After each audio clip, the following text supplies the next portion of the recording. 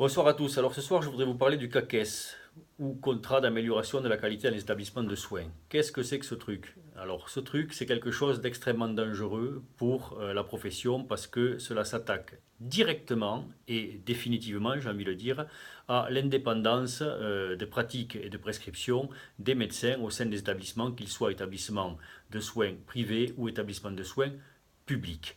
Ce contrat provient d'un décret qui découle directement de la loi santé. Je vous rappelle que l'article 1 de la loi santé, c'était l'État est responsable de la politique de santé. Et bien là, nous y sommes. L'État impose aux établissements le sens des pratiques qui doivent être respectées ou faites dans les établissements.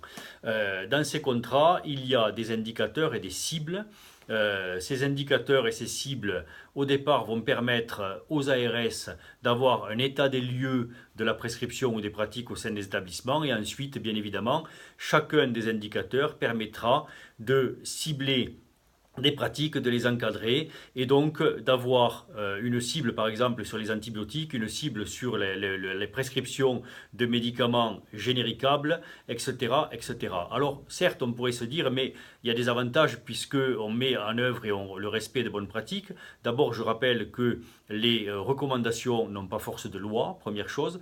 Et deuxième chose, je rappelle que certes cela pourrait être bien, mais ce qu'il faut regarder c'est ce qu'il y a au fond autour du paquet.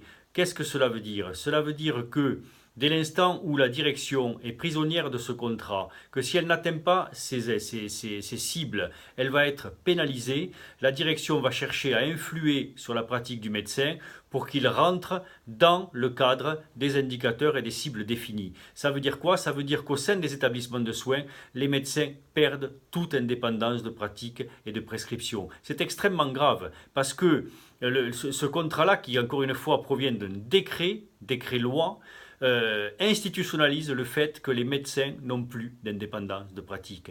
Je suis intervenu cet après-midi à un débat, une assemblée où l'ARS ainsi que l'assurance maladie ainsi que l'Omédit, les pharmaciens, présentaient ce sujet-là. Je leur ai soulevé le problème des 8 articles du Code de santé publique et du Code de déontologie qui étaient foulés aux pieds par ce contrat, du fait que nous avions un socle de la médecine qui était l'indépendance des pratiques, que celui-ci était inscrit dans le serment d'Hippocrate également. On m'a répondu que c'était un décret et que nous connaissions les pénalités si nous ne respections pas ce contrat. Voilà où nous en sommes. Nous avons un gouvernement et des ARS qui sont les relais de l'État qui foulent aux pieds et qui s'assoient sur l'indépendance des pratiques et des prescriptions des médecins.